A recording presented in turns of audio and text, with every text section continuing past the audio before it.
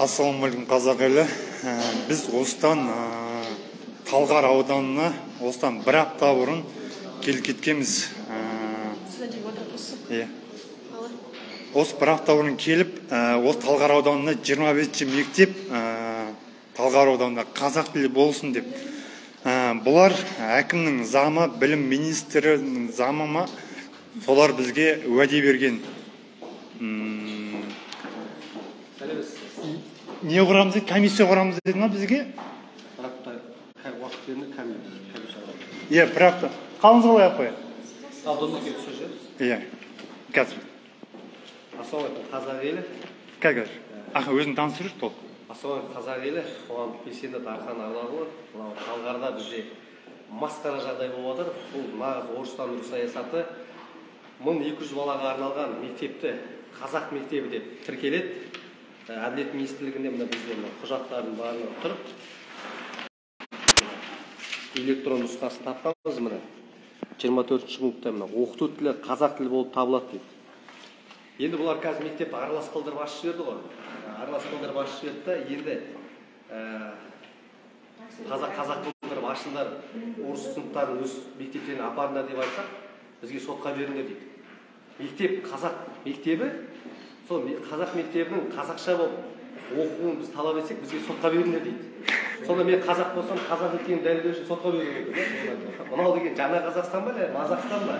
Қайда еститін мемлекет қайда? Тоқаев мырза. Мына жерде жергілікті әкімдер жұмыс жасап жатқан жоқ, аудандық білім бөлімі бастықтар жұмыс жасап жатқан жоқ. Бұларды халық сайлаған жоқ, бұларды тағайындады, сондықтан ойларына келгендерін істеп жатыр, білгендерін істеп жатыр. Мынау жерде бұл деген басыну, бұл мазақ. Сендер қазақ мектептің құжаттарында жарқысы қазақ тілінде, оқыту тілі қазақ тілі деп тұрса да, аралас қылдырып ашып, сендер сотқа беріңдер. Сонда бәрі сот шешетін болса, аудандық білім бөлімі не істеп отыр?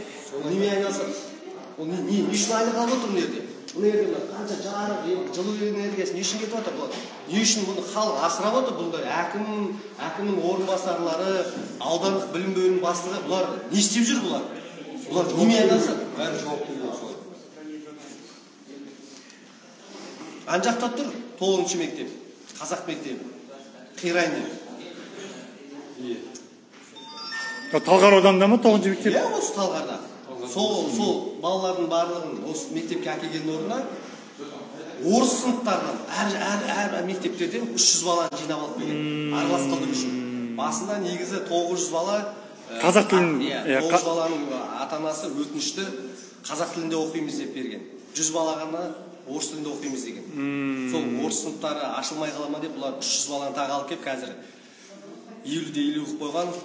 Сонда, орыс пен қазақты араластырып, жаңағы сен өзің айтын бойынша, ана мектептен, мына мектептен орысты жинаған Бұл мектеп негізі акт вот эксплуатация дейді ғой, онда құжаттары жоқ, мектептің асханасы жоқ. 5 ай болды, мектептің асханасы жұмыс жасап жатқан жоқ. Мысалы, ол қандай мектеп? Сол 25-те ме? Ол асханасы жоқ қандай мектеп? Яғни бұл жерде бірнеше шикі бұл жерде. Мен енді бұдан түсінбей тұрмын. Бұл аудан бұрынғы Талғардың ауданның әкімі, аудандық білім бөлімінің бастығы Садуақасаны Қайдаров па, кім фамилиясы? Олардың мақсаты не болды сонда? Талғарды орыстандыру болып тұр ма? Қалай сонда? Орыстың құлдықтар болып тұр ғой, орыстың құл болып тұр ғой. Өздері келсін, өздері жауап берсін, өзіне сұрақ қой. Өткенде ауданның әкімі орынбасары айтты ғой, біз комиссия құрамыз, бір аптаның ішінде. Жоқ комиссия. Қайда сол?